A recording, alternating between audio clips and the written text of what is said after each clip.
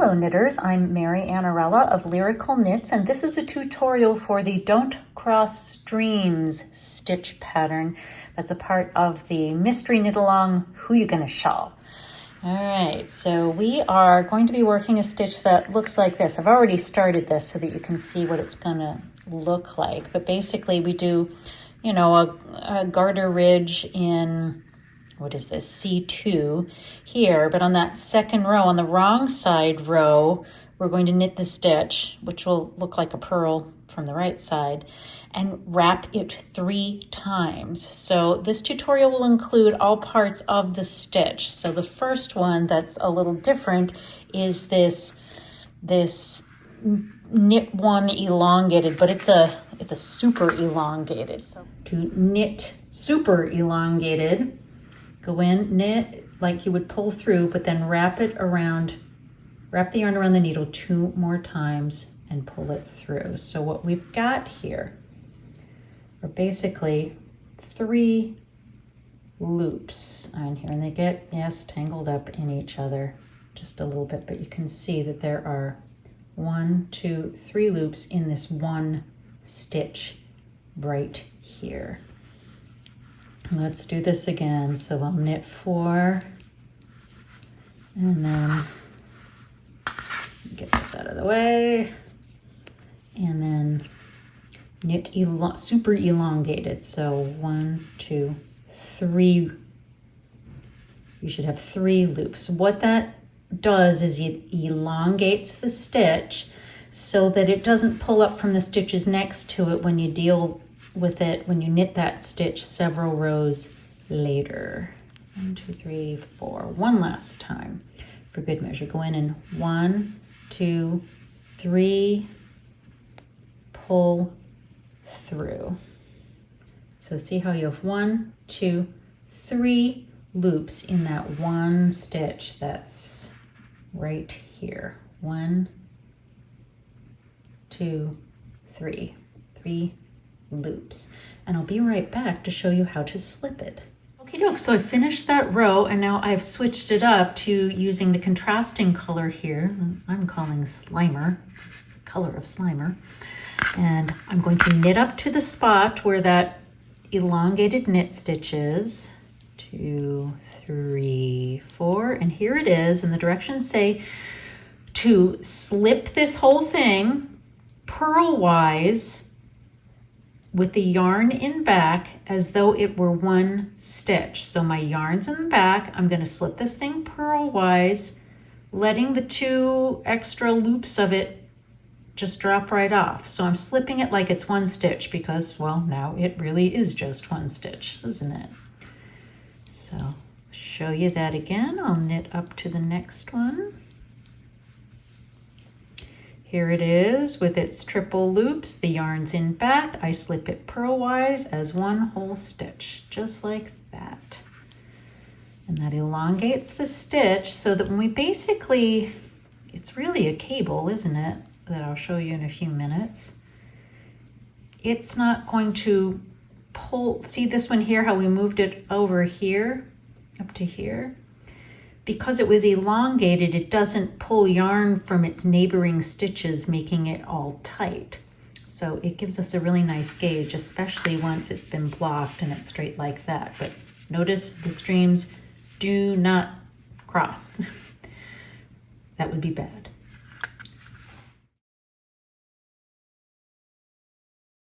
Okay, now for the fun part when we do the, it's technically a cable, but it's with an elongated stitch, so it's super easy to deal with. It doesn't require a cable needle. It doesn't require much finagling at all. And it's really fun. And you can see where I've done this already over here. Now this first one is the left leaning cable, so the left cross.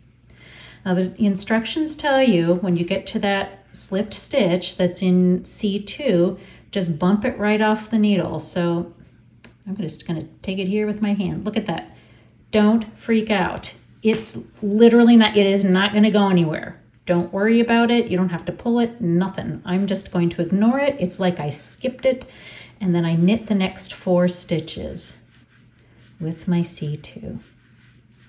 Once I do that, I take my left needle and I pick up that drop stitch. Like I'm like, oh, this poor stitch, it needs a home. So we lift it back to the left needle and then knit it as well. And that twists it over there and gives us this really cool quilted look. So let's do that again. So just take that off the needle. Don't freak out. It's not going anywhere. You've slipped it for so many rows and it's so elongated. It's not going to pull. You really have to work at that to lose it. And even then you could fish it out. So 1, 2, 3, 4. I realize I dropped a stitch. I'm going to knit it now, and it'll be all crisscrossy.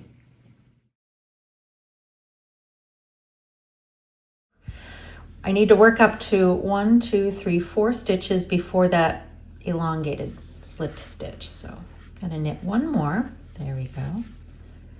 Sorry, and now we are crossing this slipped stitch over to the right. So really we need to work this stitch first, but how do we do that? Because these 4 are in the way. Well, we got to pull this out of the way so that we can work it first. So the way that we do that, and the directions say to slip these 4 stitches onto your right needle. You can do it one at a time, like that, or you could do it all at once. So let me show you how to do it all at once. To do it all at once, I just put my needle through all 4 of those stitches and then just slip it off like that. Then you slip this slipped stitch, you slip the slipped stitch right off the needle, you drop it off the needle. Okay, but still, we got to work this first. So how are we going to do that with all these 4 in the way? We need to move them back to the left needle. So again, you can do it one at a time or all at once. Lift this back onto the needle and knit it. Ta-da! Then knit 4. 1, 2, 3, 4. Okay, let's do this one more time.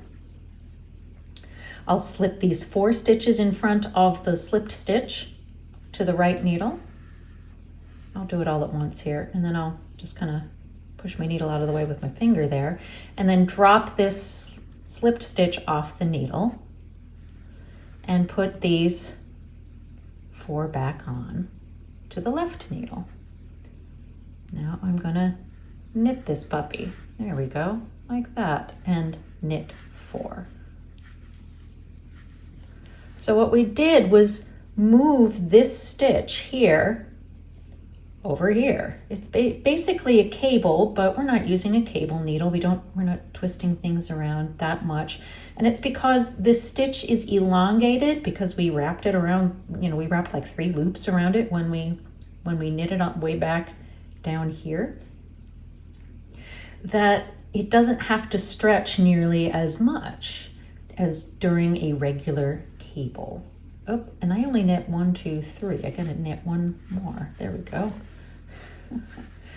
All right, now I want to show you a little cheat because I am the queen of shortcuts. If I can find a shortcut, and again, I would do it the way I showed you first, but once you get comfortable with that, if you're looking for a different way to do it that's maybe a little faster, you might find this more comfortable, you might not, but this is kind of a little shortcut that if I feel like doing it, I'll do it.